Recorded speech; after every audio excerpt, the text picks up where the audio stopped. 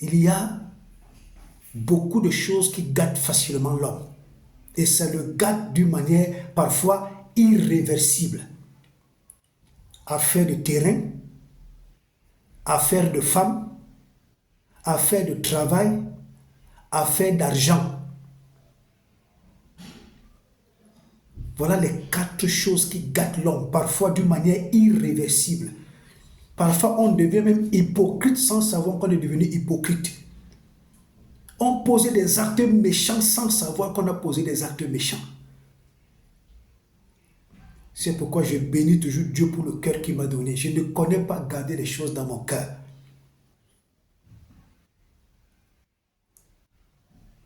Avant, c'était même que tu me fais quelque chose, je ne te réponds même pas. Mais depuis que je suis dans l'œuvre de Dieu là, parce que je veux voir des choses être correctes, c'est parfois quand quelqu'un me fait quelque chose d'injuste, je lui réponds. Pour le recadrer, pour lui dire que tu n'as pas raison. Dieu m'a donné un très bon cœur. Dieu m'a donné un bon cœur. J'ai des faiblesses. Je commets des erreurs. Je ne suis pas parfait à 100%. Mais s'il y a une chose sur laquelle je peux témoigner à 100%, c'est la qualité de mon cœur. Je peux être fâché. J'ai dit des paroles déplacées. Mais je ne dis pas des paroles déplacées à n'importe qui. Des paroles déplacées, c'est-à-dire, étant mécontent, je te manifeste mon mécontentement à ma façon. Mais ceci ne voudrait pas dire que j'ai un mauvais cœur. Ceci ne voudrait pas dire que je suis rancunier. Je ne suis pas rancunier. Je n'ai jamais été rancunier. Je n'ai jamais été méchant. Garder des choses dans mon cœur, avoir des mauvais mobiles, je n'ai jamais été ça. Jamais. C'est pourquoi je dis toujours aux gens, je suis un homme spécial. Ce n'est pas une vantardise, mais Dieu m'a créé d'une manière spéciale. C'est pourquoi les épreuves dans lesquelles Dieu me met, ce sont des épreuves spéciales. Des difficultés que je rencontre, les épreuves que je rencontre, les injustices que je rencontre, les abus que je rencontre.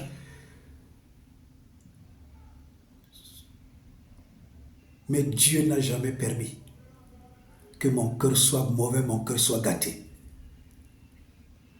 Je bénis Dieu pour cela. Je prie que toi-même, que tu fasses des exercices avec Dieu, que tu dises à Dieu, donne-moi un bon cœur. Donne-moi un bon cœur. Il y a des choses sur lesquelles je n'ai pas d'amis.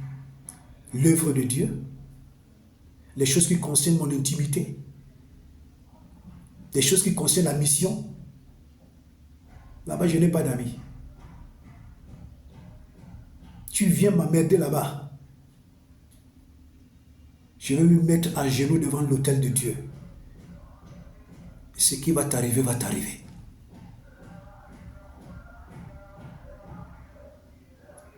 Il y a beaucoup d'hommes de Dieu, beaucoup d'enfants de Dieu qui ne connaissent pas leurs droits, qui ne connaissent pas leur identité, qui ne savent pas qui ils sont.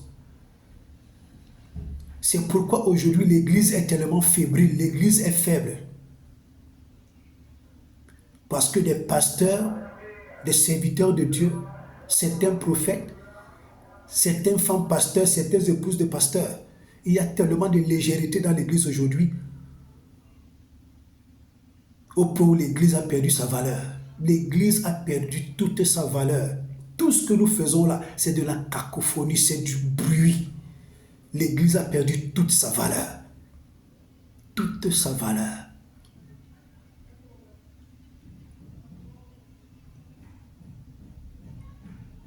C'est regrettable. C'est vraiment regrettable. Et c'est ce qui m'amène à faire ce direct. C'est ce qui m'amène à faire ce direct. Les chrétiens, des hommes de Dieu, des femmes pasteurs, des épouses de pasteurs, le peuple de Dieu a perdu la vision de l'essentiel, a perdu le regard sur l'essentiel, ne s'intéresse plus à l'essentiel. Or, c'est dans cet essentiel que se trouve la provision pour leur bonheur. C'est dans cet essentiel que se trouve la provision pour leur épanouissement. C'est dans cet essentiel que se trouve l'approvisionnement pour leur stabilité. C'est dans cet essentiel que se trouve la gloire authentique de Dieu. Mais aujourd'hui, vous allez voir, on ne prêche pas ça dans des églises. Et quand on parle même dessus, on parle de ça comme si c'était une simple conférence. N'en parlons plus alors des églises là où ce sont des prophètes qui sont des one-man show. Ils n'en parlent jamais. Pourquoi? Parce que c'est un domaine clé dans la vie des enfants de Dieu. Parce que c'est un domaine clé dans la vie de chaque chrétien. Parce que c'est un domaine clé dans la vie d'un pasteur, la vie d'une femme pasteur, la vie d'une épouse de pasteur. C'est un domaine clé qu'aujourd'hui l'Église a perdu le fil et ne prend pas en considération. Or, c'est dans cela qu'il se trouve l'abondance, la gloire authentique de Dieu et la plénitude de la destinée de quelqu'un. Ça s'appelle la vision. Ça s'appelle la vision.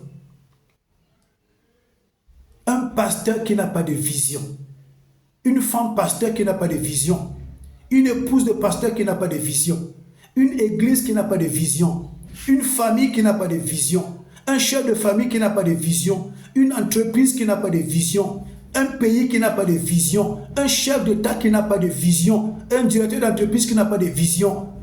C'est quelqu'un qui est malade, c'est quelqu'un qui est déréglé, c'est quelqu'un qui ne connaît pas le sens de la vie.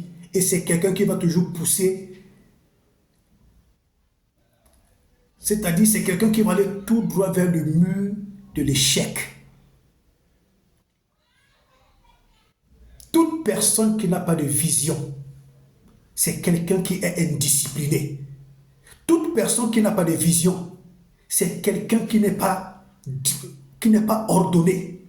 Toute personne qui n'a pas de vision, c'est quelqu'un qui tourne en rond. Toute personne qui n'a pas de vision, il est focalisé sur des affaires inutiles. Je dis bien inutiles. Il donne 98% de son énergie sur des choses inutiles. Or, quelqu'un qui a une vision, il donne 98% de son énergie sur la vision. Et les 2 autres pourcents, c'est pour qu'il respire un peu. Il regarde les choses qui l'édifient. Il regarde les choses qui le transforment. Il prend des informations concernant la vision et il avance avec la vision.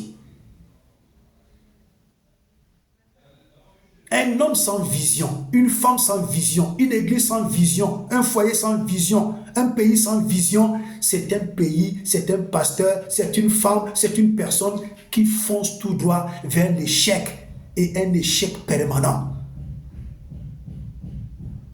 Alléluia. Alléluia. Alléluia. Oui, frères et sœurs, la vision, on peut la recevoir de 3 manières. On peut la recevoir par une révélation, c'est-à-dire le Seigneur te donne un verset de l'Écriture. Le Seigneur te donne un verset biblique par rapport à ta vision. Tu l'interroges et il te donne un verset biblique. C'est pourquoi il dit dans Jérémie 33, verset 3, « Invoque-moi et je te répondrai. Je t'annoncerai des choses cachées que tu ne connais pas. » Mais beaucoup de chrétiens ont pris ce verset biblique pour demander seulement des choses qui concernent leur vie. C'est tout. Et en deuxième position, on peut avoir une vision par un rêve. Quel est le rêve que Dieu t'a montré? Quel est le rêve que Dieu t'a donné? Quelle est la vision que Dieu t'a donnée en rêve? Qu'est-ce que tu dois faire pour Dieu qui t'a révélé dans le rêve? Qu'est-ce que tu dois faire pour Dieu qui t'a montré dans le rêve? Qu'est-ce qu'il t'a montré? C'est pourquoi la Bible dit dans Job 33, verset 15, que Dieu nous parle tantôt d'une manière, tantôt d'une autre, en songe, en vision et en rêve nocturne. C'est pour cela que Dieu nous parle. Et en troisième position, Dieu nous parle également, il nous donne la vision par la conviction. La conviction. Qu'est-ce qui est convaincu dans ton cœur? Qu'est-ce que ton cœur te demande de faire? Qu'est-ce que ton cœur veut que tu fasses? Qu'est-ce qui brûle dans ton cœur que tu fasses pour Dieu? Vous allez constater aujourd'hui que la plupart des choses qui dominent le cœur des chrétiens, ce sont des choses inutiles, des choses sans valeur, des choses qui ne concernent aucune vision, des choses qui viennent satisfaire leur chair. C'est ce qui domine le cœur des chrétiens, des non-chrétiens, des pasteurs, des femmes pasteurs, des épouses des pasteurs. Vous allez constater, ce sont des choses inutiles qui dominent abondamment le cœur des hommes aujourd'hui. Ce qui fait que leur cœur n'ont plus de pensée pour ce qui concerne la vision. Or, toute leur vie et tout ce que Dieu a prévu pour la gloire dans leur vie est dans la vision. C'est dans la vision. C'est pourquoi beaucoup de personnes meurent sans toucher, sans palper la gloire, parce qu'ils se sont détournés de la vision de Dieu. Dieu ne change pas ses principes.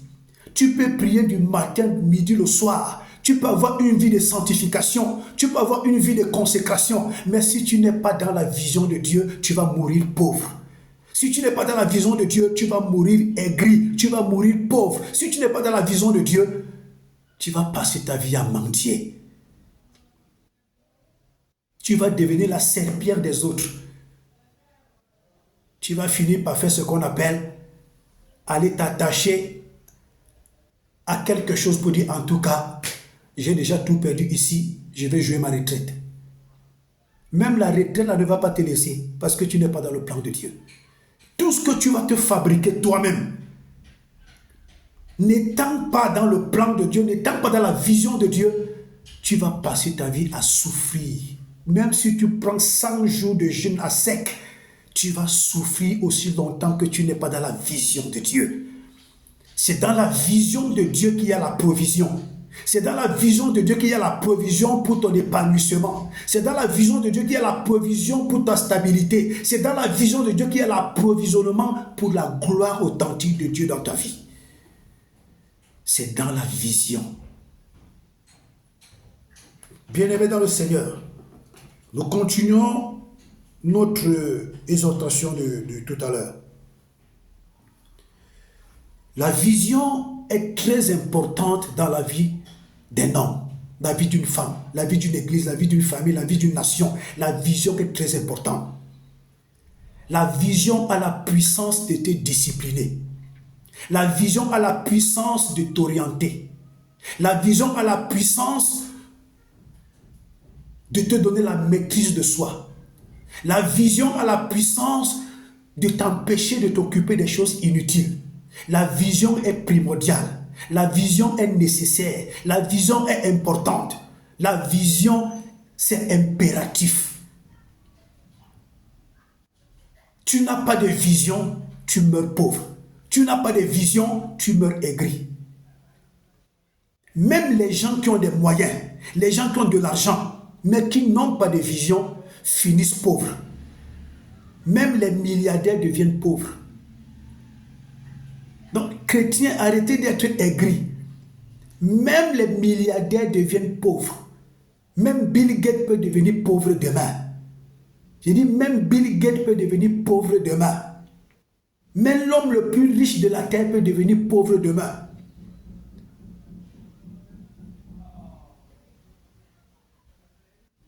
Même la famille Noah, qui est la famille la plus riche du Cameroun, peut devenir pauvre demain. Même Dangote peut devenir pauvre demain.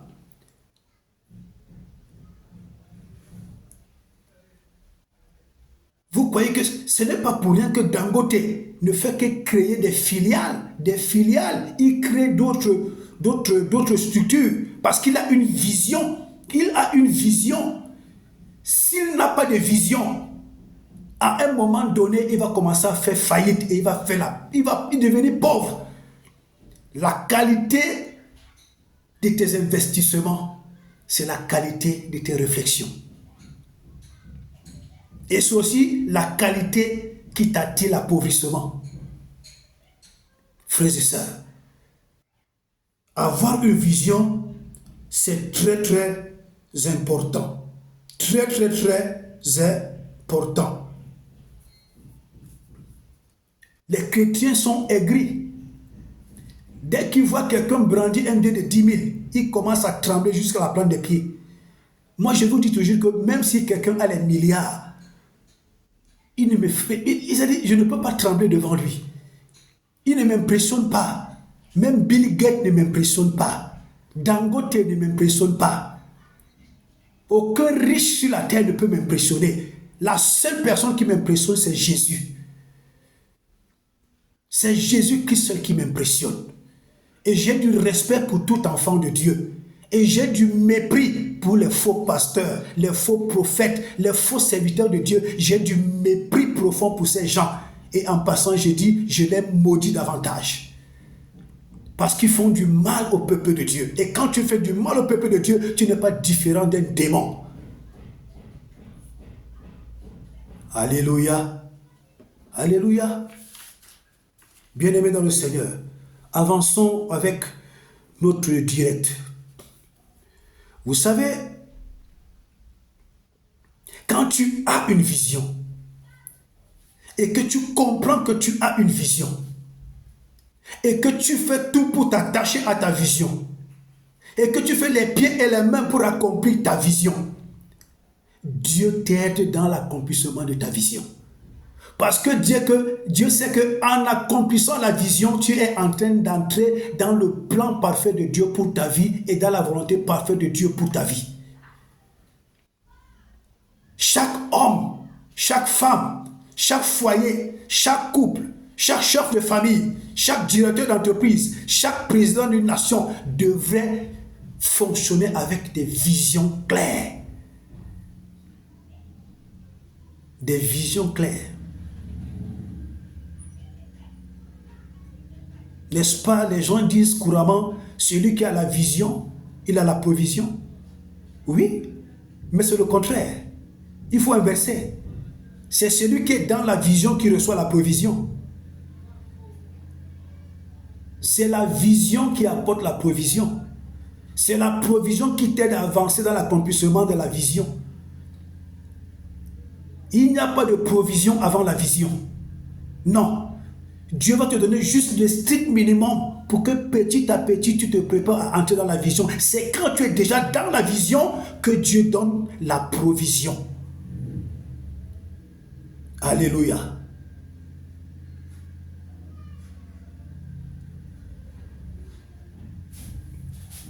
Allons-y tout doucement.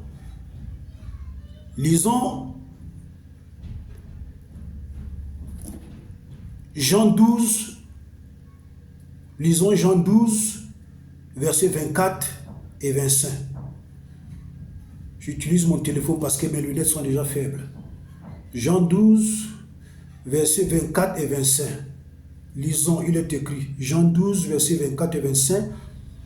Il est écrit. Jean 12, versets 24 et 25, il est écrit. C'est Jésus qui parle. En vérité, je vous le dis, si le grain de blé qui est tombé en terre ne meurt, il reste seul. S'il meurt, il porte beaucoup de fruits. Celui qui aime sa vie la perdra. Et celui qui hait sa vie dans ce monde conservera la vie éternelle. Je commence par le verset 25. Celui qui aime sa vie dans ce monde la perdra. C'est-à-dire, tu aimes ta vie plus que la vision de Dieu. Tu aimes tes projets plus que la vision de Dieu. Tu aimes les choses qui viennent réjouir ta chair plus que la vision de Dieu.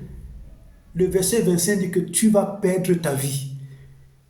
C'est-à-dire, tu vas demeurer dans la pauvreté. Tu vas rester dans la pauvreté. Le verset 24 nous dit donc que si le grain qui tombe à terre, s'il ne meurt pas, il va rester seul. C'est quand il meurt qu'il porte beaucoup de fruits. Mon frère, ma soeur, Dieu est obligé de t'humilier pour que tu reçoives le meilleur. Dieu est obligé de te ridiculiser pour que tu entres en possession du meilleur. Dieu est obligé de tuer tout ce qui est d'anormal, tout ce qui est d'humain, tout ce qui est de moi en toi, pour que Dieu te fasse entrer dans ta vision. Dieu est obligé de te broyer avec la honte, l'humiliation, le rejet, la disgrâce, pour qu'il te donne les choses meilleures. Si tu ne pourris pas, tu ne peux pas porter beaucoup de fruits. Si tu ne pourris pas, tu ne peux pas avoir de l'abondance. Si tu ne pourris pas, Dieu ne peut pas t'utiliser dans sa mission. Si tu ne pourris pas, Dieu ne peut pas faire de toi un instrument de gloire. Tu vas porter les fruits, tu vas sortir, tu vas évangéliser une personne, 2 personnes, 3 personnes, c'est bien. Mais Dieu veut que tu sois dans la vision qu'il a préparée pour toi. Dieu veut que tu sois dans sa vision, la vision qu'il a préparée pour toi. Dieu veut que tu sois dedans. C'est quand tu seras dedans que Dieu va te donner de l'abondance. Mais tu ne veux pas mourir en toi. Tu ne veux pas laisser la sensibilité du Seigneur toucher ton cœur. Tu ne veux pas laisser Dieu te travailler. Tu ne veux pas laisser Dieu te broyer. Tu ne veux pas laisser Dieu t'humilier. Tu ne veux pas laisser Dieu te donner la forme qu'il voudrait parce que c'est lui le potier et nous sommes l'argile. Tu refuses toute forme de Dieu. Tu veux seulement que Dieu obéisse à ce que toi tu penses. Mais tu vas rester dans la pauvreté. Tu ne porteras aucun fruit. Tout ce que tu feras, c'est pour que tu demeures dans la misère. Regardons un peu Samson. Quand il partait à Timna avec ses parents pour aller prendre cette femme. La Bible dit qu'en chemin, il a tué un lion. Il a tué un lion. Il a jeté le lion. Mais quand il est repassé par là quelques années plus tard, quelques mois plus tard, il a trouvé que dans la carapace de ce lion qui avait pourri, il y avait du miel. Et ce miel-là, il a recueilli ce miel, il a mangé ce miel pendant tout le chemin. Ses parents ont mangé le même miel. Ça veut dire quoi? Ça veut dire que Dieu ne fait pas sortir quelque chose de meilleur quand tu n'as pas pourri. Dieu ne fait pas sortir en toi quelque chose de meilleur quand il ne t'a pas humilié, il ne t'a pas ridiculisé, il ne t'a pas jeté à l'opprobre, il ne t'a pas remis entre les mains du diable. Quand Dieu ne t'a pas ridiculisé, Dieu ne t'a pas humilié, il ne peut pas faire sortir en toi quelque chose de bon. Tu vas aller à l'église tous les jours, tu vas chanter, tu vas louer, tu vas prêcher, tu vas intercéder. Mais parce que tu ne veux pas laisser Dieu te mouler, tu ne veux pas couler dans la torture de Dieu, Dieu ne fera pas sortir en toi quelque chose de bon. Tu vas rester un chrétien, un pasteur, une chrétienne, une épouse de pasteur qui restera aigrie toute sa vie.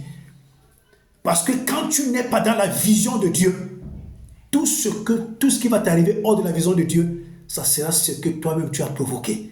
Et ça va te conduire à la mort, à la pauvreté, à la disette. Même quand tu vas t'attacher à quelqu'un, tu vas aller trouver le malheur. Quand tu vas aller t'attacher à une femme, tu vas trouver le malheur. Parce que tu fuis la vision de Dieu. C'est samedi quand je prêchais que le Seigneur m'a encore enseigné. Et c'est pourquoi je fais ce direct à la maison. Pour sensibiliser l'église du Seigneur, pour sensibiliser les chrétiens, pour sensibiliser le corps de Christ. Et c'est pourquoi je vous dis, publiez cette vidéo massivement, pour que beaucoup de chrétiens comprennent que les pasteurs les gardent dans les églises, les prophètes alors sont en train de les tuer, de tuer les destinées dans les églises, avec des fausses prophéties, des histoires à raconter à la longue, les bêtises inutiles, les prophètes les embrouillent avec les histoires de prophéties. Pourtant, ce sont leurs destinées qui sont en train d'être tuées.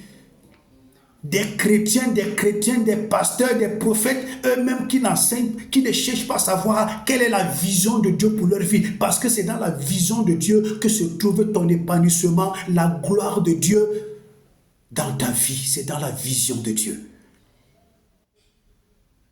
Quand Dieu m'a fait comprendre ça samedi, j'ai dit, my God, Dieu. Voilà pourquoi beaucoup des enfants souffrent pour rien. Il y a des souffrances que Dieu, toi, tu nous fais passer parce que tu nous prépares à bien gérer la vision. Ça, c'est une souffrance normale. Mais des souffrances inutiles que nous-mêmes, nous provoquons parce que nous refusons d'être attentifs à l'écoute de ta voix pour embrasser la vision.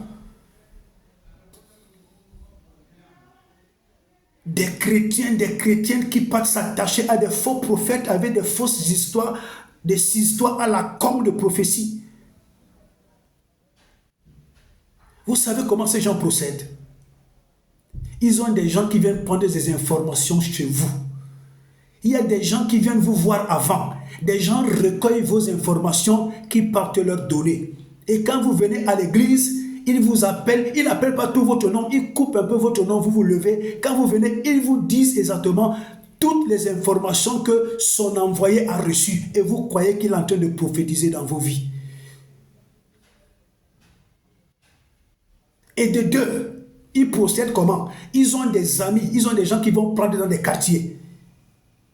Ils ont des gens qui peuvent contacter. Ils font des complots avec ces gens.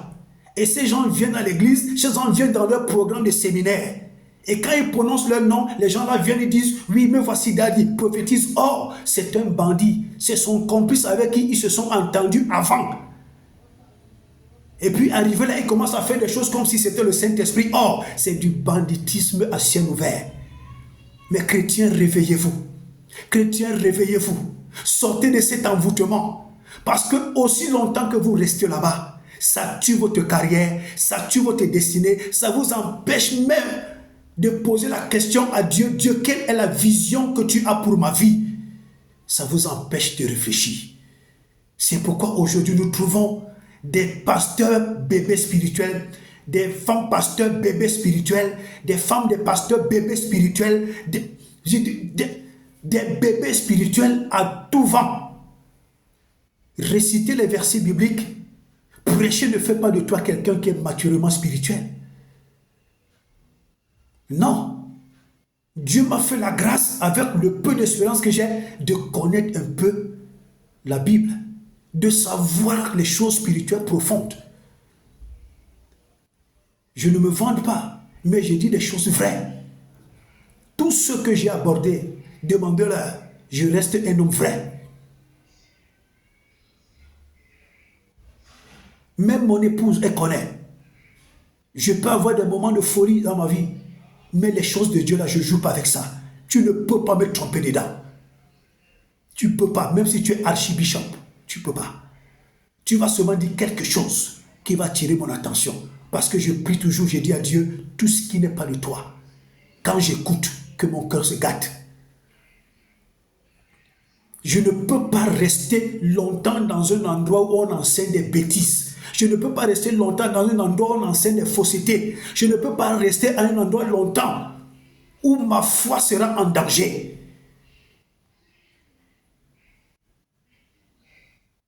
Peuple de Dieu, réveillez-vous. Mais je dis encore, ces faux prophètes-là, ces faux prophètes qui sont en train de pratiquer sur vous la franc-maçonnerie juive qu'on appelle la Kabbale. Et ce sont des kabbalistes. Ils ne travaillent pas avec le Saint-Esprit, mais ils travaillent avec les esprits des démons qu'on appelle Shekinah. Ils travaillent avec une reine, la reine de l'impudicité qu'on appelle Shekinah. Ils travaillent avec des mauvais esprits. Tous ces pasteurs parlent de Jésus, tous ces faux prophètes et ces pasteurs-là, ils parlent de Jésus, ils parlent de Jésus. Or, dans leur livre sacré, dans la Kabbale, tous ces gens qui pratiquent cela, ils disent que dans leur livre, il est écrit que Jésus-Christ est un salaud.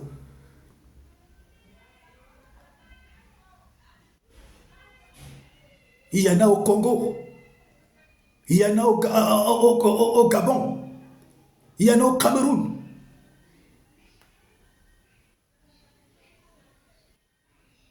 Ces faux prophètes-là, Dieu va vous confondre. Dieu va vous confondre. Vous serez en train de prêcher comme ça, un jour vous tombez pour ne plus vous relever. Et tout ce que vous avez volé au peuple de Dieu va disparaître. Parce qu'on ne mange pas sur le dos de Dieu. Alléluia. Alléluia. Continuons. Hébreux 12, verset 1 et 2. Dans Hébreux 12, verset 1 et 2. Ok, je vais lire Hébreux 12, verset 1 et 2. Hébreux 12, verset 1 et 2. Lisons. C'est très important. Hébreux 12, verset 1 et 2. C'est un message d'édification. Hébreux 12, verset 1 et 2. Il est écrit. Hébreux 12, verset 1 et 2. Écoutez la parole. Il est écrit. nous donc aussi, puisque nous sommes environnés d'une si grande nuée de témoins, rejetons tout fardeau et le péché qui nous environne si facilement, et courons avec persévérance dans la carrière qui nous est ouverte. Courons avec persévérance dans la carrière, c'est-à-dire dans la vision. Ok.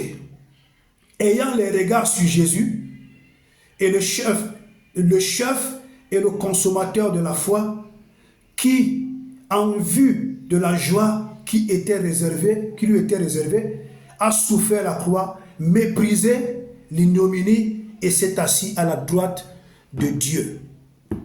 Jésus avait la vision de venir sauver, une très grande vision.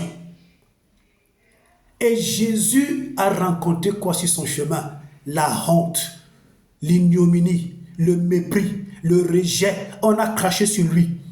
Parce que c'était des éléments inévitables pour l'accomplissement de sa vision. Dieu ne te donne pas la vision, Dieu ne te fait pas entrer dans la vision s'il ne t'a pas d'abord humilié. S'il ne t'a pas d'abord humilié. Les gens ont dit, Jésus, tu n'es pas le fils de Dieu, tu es un bâtard. Jésus, tu travailles avec les démons. Jésus, toi, tu es un imposteur. On l'a attrapé, on a frappé, on a craché, on a cloué à la croix, on a crucifié nu. Quand il n'était pas encore mort à la croix, on n'était pas encore sauvé. Donc Dieu a humilié Jésus de la manière la plus cruelle, la plus profonde. C'est-à-dire Dieu a livré Jésus entre les mains de Satan. Dieu a fait habiller Jésus d'un vêtement de profonde disgrâce. La qualité de son épreuve était attachée à la qualité de sa vision. Frère, si tu évites la vision, parce qu'après tout ceci, Jésus s'est retrouvé où? Il s'est assis à la droite de Dieu le Père dans les lieux célestes. Si tu évites ta vision, tu n'entreras pas dans le plan de Dieu pour ta vie. Si tu esquives ta vision, tu n'entreras pas dans le plan de Dieu pour ta vie. Laisse que Dieu te torture. Laisse que Dieu t'humilie. L'humiliation que tu traverses, les difficultés que tu traverses, les incompréhensions que tu traverses, tout ce que tu crois que tu es en train de souffrir et que tu es en train de mettre sur la tête de quelqu'un. Non. Pose-toi la question que, mais pourquoi je souffre longtemps comme ça? Qu'est-ce que Dieu veut me dire? C'est parce que Dieu veut que tu comprennes qu'il a quelque chose qui te réclame. C'est sa vision. Quand Dieu m'a enseigné samedi, j'ai dit, ah, God, pourquoi tu me fais la quantité de choses-ci? C'est-à-dire, quand tu regardes ta vie, tu as une vie de sainteté, tu as une vie de sanctification, tu as une vie de consécration, tu as une vie de crainte de Dieu, tu sais Dieu, tu sais dans l'église, tu fais tout. Oui, Dieu dit que c'est bien, mais il y a des choses dans ta vie qui te résistent. Une infirmité te résiste, un problème te résiste. Pendant 3 ans, 4 ans, 5 ans, 6 ans, 7 ans, 10 ans, 25 ans, le même problème te résiste. C'est parce que c'est Dieu lui-même qui te résiste. Il est en train de te réclamer quelque chose, c'est sa vision. Il est en train de te réclamer quelque chose, c'est sa vision. Parce que rien n'est impossible à Dieu. Nous allons bien comprendre cette explication dans le prochain verset. Dieu a humilié Jésus. Il a ridiculisé Jésus. Il a livré Jésus entre les mains du diable. Or, dans l'épreuve de 40 jours, Jésus a eu le dessus sur le diable. Oui, c'est quand il se préparait à entrer dans la mission. Maintenant, Jésus est entré dans la mission. Dieu l'a livré entre les mains du diable. Le mépris, les moqueries, même dans sa propre famille. On l'a dit qu'on ne te reconnaît pas comme un messie. On ne te reconnaît pas comme un sauveur, mon gars. Oui, Dieu a livré Jésus à la honte, une honte chronique. Parce que la qualité des épreuves de Jésus, la qualité de la souffrance de Jésus, la qualité de la difficulté de Jésus, la qualité de l'ignominie dans laquelle Dieu avait livré Jésus, c'était proportionnellement à la dimension de sa vision. plus tu as des fortes épreuves, plus tu as des fortes difficultés, plus tu as des situations qui perdurent dans ta vie alors que tu as une vie de sainteté, de crainte de Dieu, c'est parce que cela est proportionnel à la dimension de ta vision. Et tu as intérêt à embrasser la vision de Dieu. Si tu ne coules pas dans la vision de Dieu, si tu n'acceptes pas la vision de Dieu, tu vas mourir dans la disgrâce et dans la pauvreté. Dieu ne perd rien. C'est toi qui as tout à perdre. Et arrivé au ciel, tu ne connais pas ce qui t'attend parce que tu as esquivé le plan de Dieu.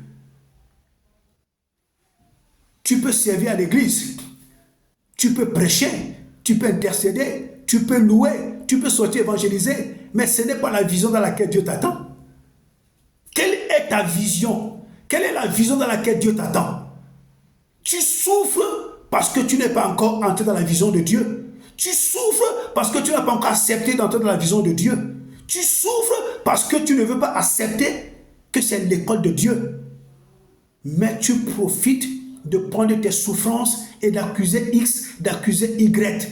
C'est ça l'enfantillage spirituel. Je ne flatte personne, mais j'édifie le corps de Christ. J'édifie les pasteurs, j'édifie des prophètes, j'édifie des évêques, j'édifie des apôtres, j'édifie des bishops. J'édifie les enfants de Dieu, j'édifie les épouses des pasteurs, j'édifie les femmes pasteurs, j'édifie le corps de Christ, j'édifie même les non-chrétiens, j'édifie même les chefs d'État. Parce que Dieu sait qui je suis, il sait que je ne connais pas flatter. Alléluia. Alléluia. Continuons. Lisons Deutéronome 8. Lisons Deutéronome 8, versets 2 et 3. Deutéronome 8, versets 2 et 3. Je préfère que nous lisons pour que ça ait une bonne connotation dans l'oreille. Deutéronome 8, verset 2. Deutéronome 8, verset 2 jusqu'à 14. Mais je vais lire jusqu'au verset 3. Il est écrit, à partir du verset 1 même d'ailleurs, vous observerez et vous mettez en pratique tous les commandements que je vous prescris aujourd'hui afin que vous viviez, que vous multipliez et que vous entrez en possession du pays que l'Éternel a juré de donner à vos pères. Le verset 2.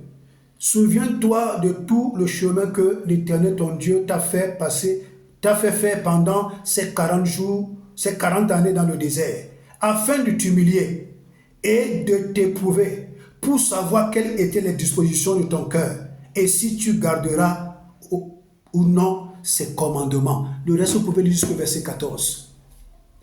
Le Deutéronome 8 est vraiment extraordinaire. Dieu humilie son peuple. Dieu ridiculise son peuple. Dieu met son peuple dans des situations de honte extrême. Dieu dit que c'est pour les éprouver. Parce que quand tu continues la lecture, dans l'épreuve et dans toutes ces épreuves, parce que Dieu avait déjà préparé des grandes bénédictions pour eux. À la suite, vous allez lire, Dieu dit que quand tu seras béni, tu vas occuper des maisons que tu n'as pas construites, tu vas hériter beaucoup d'argent, tu auras beaucoup de terres et de serviteurs. N'oublie pas que tout cela vient de moi. Donc, Dieu, pour leur donner la bénédiction, il les a d'abord humiliés. Pour leur donner la grandeur, il les a d'abord humiliés. Une humiliation qui n'avait pas de nom. Dieu ne te donne pas la grandeur sans t'avoir humilié. Il les a humiliés pendant 40 ans. Il les a humiliés pendant 40 ans. Il a humilié Abraham pendant 25 ans. Dieu ne t'humilie pas s'il ne t'a pas donné la grandeur. Il a humilié Jésus pendant 3 ans et demi. C'était le mandat arrêté pour son ministère. Il a humilié. Dieu t'humilie d'abord. Dieu te ridiculise. Dieu te livre entre les mains du diable. Dieu te méprise. C'est-à-dire Dieu te livre à l'ignominie. Dieu te ridiculise. Dieu t'humilie pour te donner la grandeur, pour te donner l'élévation, pour te donner la gloire, pour te donner la bénédiction, pour te donner la distinction, pour te donner la renommée. Pour que tu sois puissant et que tu sois abondamment béni dans sa vision qu'il a pour toi. Dieu ne te donne rien facilement. Tu peux souffrir 2 ans, 3 ans. C'est par rapport à la dimension de ta vision. Pour quelqu'un qui a une grande vision qui doit toucher les nations, il peut souffrir la qualité de souffrance d'Abraham 25 ans, 30 ans. Il peut souffrir 15 ans. Il peut souffrir 25 ans. Mais aujourd'hui, ce sont les chrétiens qui veulent dicter à Dieu ce qu'ils veulent que Dieu fasse pour eux. Ce sont des chrétiens qui veulent obliger Dieu de faire comme ils veulent. C'est pourquoi aujourd'hui, l'Église et Dieu sont en déphasage. Dieu regarde l'Église à distance. Et Dieu fonctionne avec des serviteurs de Dieu qui sont vrais et corrects. Ne vous trompez pas. La Bible dit qu'il y a des vrais et des faux. L'Esprit de Dieu travaille dans les églises où il y a des vrais. L'esprit du diable et de la confusion, de la manipulation travaille là où il y a des faux. Le Saint-Esprit ne travaille pas partout. Enfants de Dieu, réveillez-vous. Enfants de Dieu, réveillez-vous. Quelqu'un ne peut pas être faux. Et il dit qu'il travaille avec le Saint-Esprit. Le Saint-Esprit ne travaille pas avec des faux. La Bible dit bien le Saint-Esprit. Le Saint-Esprit. Le Saint. Donc il ne travaille pas avec des faux. Le Saint-Esprit ne travaille pas avec des faux prophètes. Un faux prophète travaille avec un faux esprit. L'esprit de divination, l'esprit de manipulation, l'esprit de vol, l'esprit de duplicité, l'esprit de Python, l'esprit de Maniwata, l'esprit de Shekinah. C'est ça.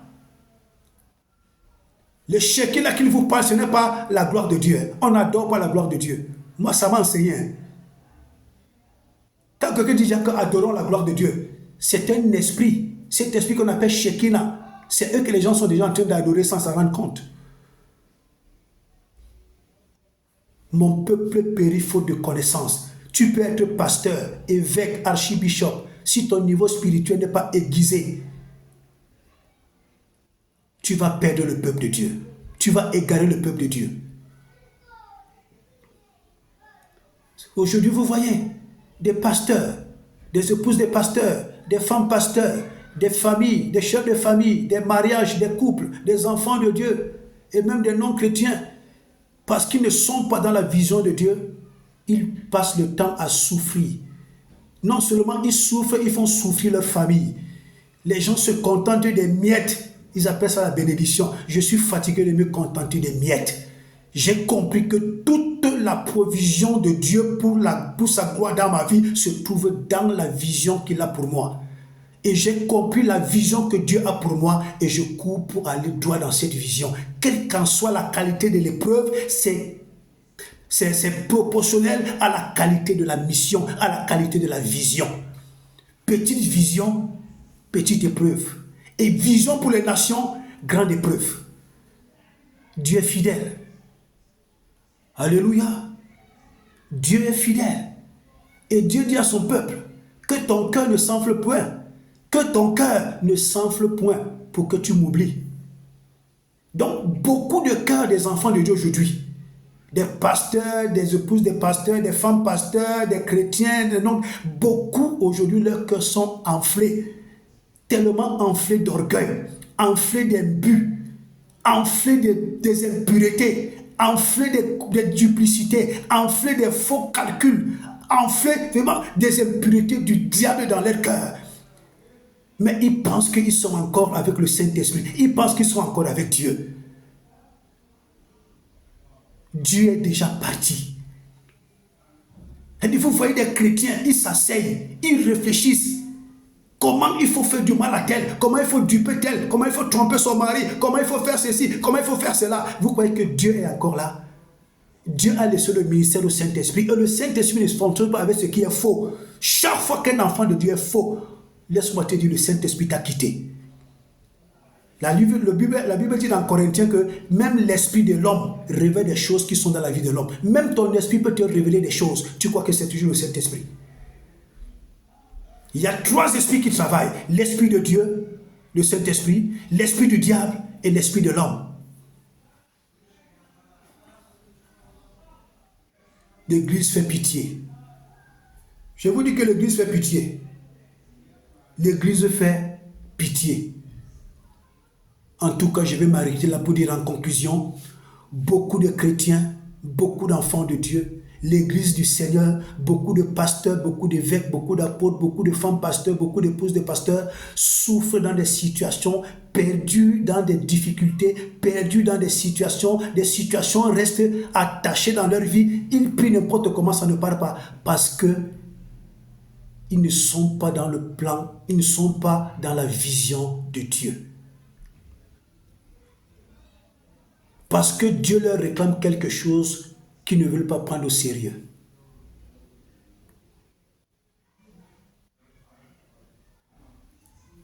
Je me souviens de cette femme, la femme d'un pasteur congolais, qui a souffert pendant 22 ans. Son mariage était instable. Je ne suis pas en train d'endosser quelqu'un. Je parle pour édifier le peuple. Son mariage était instable. Avec son mari, rien ne donnait. Dans son foyer, rien ne donnait. Pendant 22 ans, elle a passé le temps à tourmenter cet homme. Un jour, elle part dans un programme de séminaire où on parlait de la vision.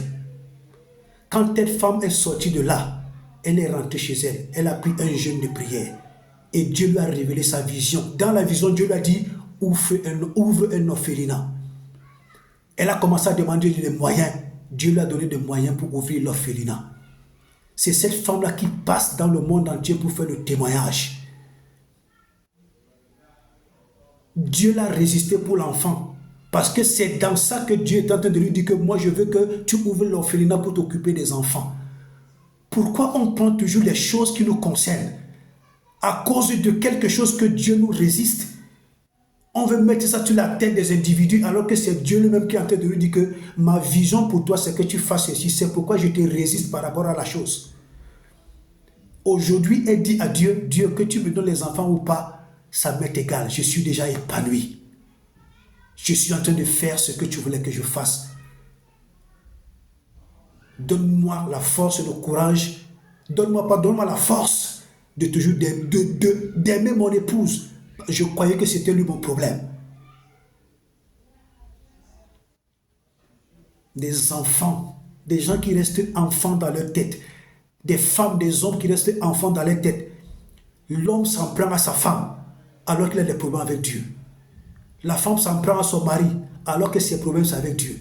On ne pense pas un seul instant que non. Dieu me résiste certainement, c'est par rapport à sa vision. Je ne suis pas en train de faire des choses pour entrer dans sa vision. C'est pourquoi Dieu me résiste. On commence à penser du n'importe quoi. Que Dieu nous aide. Il y en a beaucoup de cas comme ça. Mais je préfère arrêter la vidéo ici. Moi, j'ai beaucoup souffert. Jusqu'aujourd'hui, je souffre parce que je tarde à entrer dans la vision de Dieu. Et la qualité de mes épreuves est proportionnelle à la qualité de la vision. Ma vision est grande et puissante. Dieu va m'aider d'aller jusqu'au bout. Quelle est ta vision? Pasteur, quelle est ta vision? Femme de pasteur, quelle est ta vision? Chrétien, quelle est ta vision? Chef d'État, quelle est ta vision? Chef de famille, quelle est ta vision? Église du Seigneur, quelle est ta vision? Nous souffrons. Nous traînons des situations pendant des années alors que c'est Dieu lui-même qui nous résiste. Que le Seigneur nous aide. Partage cette vidéo au maximum. Elle va faire du bien à quelqu'un. Partagez-la dans tout le corps de Christ. Elle va faire du bien à quelqu'un. Que Dieu vous bénisse. Shalom.